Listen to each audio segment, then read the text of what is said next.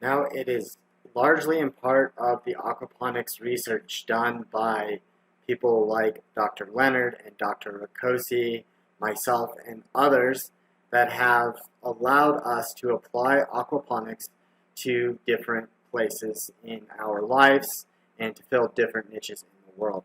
So we will start off with what we're calling desktop systems. So these would be aquaponics systems that can fit on, yes, as you guessed it, a desk, or possibly like a table or a countertop. Now I've highlighted this unit Aquasprouts here, slightly smaller, only mainly to point out that there are companies that sell desktop systems. You can buy a kit, put it over the top of an aquarium, and get yourself started with aquaponics. Or you can do like others have done and model those that are successful and build something that works just for you. So I've made that a little bit larger because the focus on this is really to introduce how we can apply aquaponics. So with this, it must be said that there is a lot of information out there on how to build desktop systems. And it's slightly out of scope of this conversation. We could spend a few hours talking about desktop systems and then days and days going over design and practical applications of desktop systems just for yourself or for maybe a school or a church or something like that. So we're going to save that conversation for something a little bit later, and we have an aquaponics masterclass where we will teach you some of the principles of aquaponics with one of these desktop systems. So as we discuss desktop systems, there are some things to take notice. As you can see in these two systems, they are utilizing fish tanks that are approximately 10 gallons, which means that the fish have plenty of space to live in. Now that's pretty important when we're thinking about small systems. I'm not sure how many of you have ever had a small room or had to share a tiny room with maybe a brother or sister. So when we think about aquaponic systems that sit on these tabletops, we have to think about these smaller systems, and we see pictures here of a betta and a goldfish in these smaller systems. So this betta looks like it's growing chard and basil, and the goldfish is growing wheatgrass.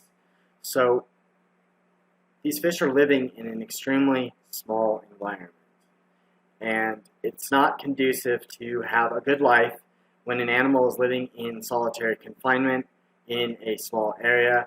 And we have seen that there are also a lot of maintenance challenges and operational issues that come with using these small units.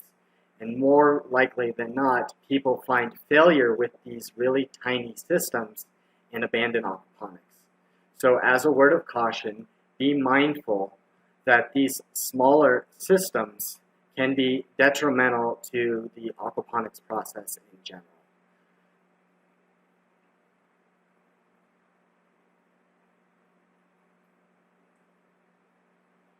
Another application of aquaponics are what we are calling home aquaponics.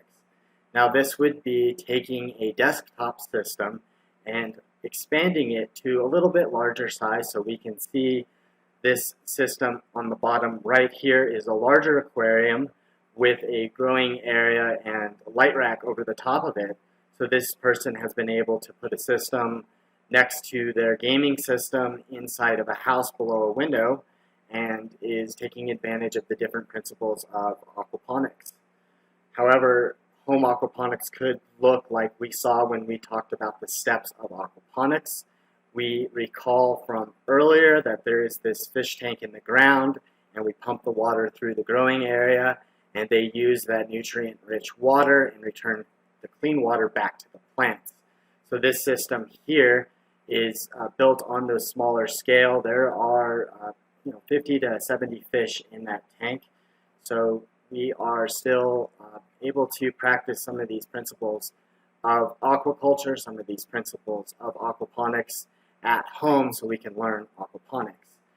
And this person here is doing aquaponics outside, so the other picture is actually inside the greenhouse. And as we can see, or we might be able to look at here next to the aquaponics system, there are some plants that are rather large in comparison to what we would expect for plants growing in the ground.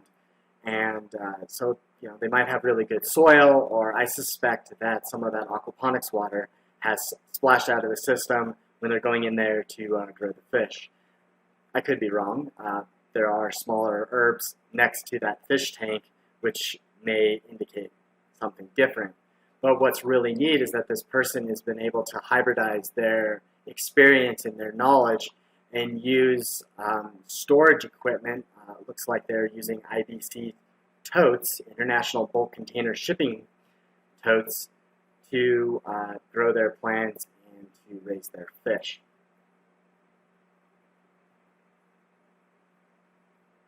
A third application of aquaponics is what we would call small-scale commercial aquaponics. So small scale would look like what we saw at the University of Virgin Islands system that was pioneered by Dr. James Ricciosi. This system had 6 growing troughs and a few tanks growing fish, so they were able to get a lot of good scientific data. However, we would still consider this a smaller scale aquaponic farm. A close-up of a deep water culture of lettuce. This helps us just see a little bit better those systems that are used at UVI and the systems that we saw in other research applications. This is an example of someone using aquaponics to run what we would call a market garden. So someone that is effectively growing a bunch of different varieties of plants and taking them to market. So we can see in this plant that they've got some cilantro, we see some basil. So there are significant amounts of opportunities for this person to grow a variety of different herbs and bring it to market.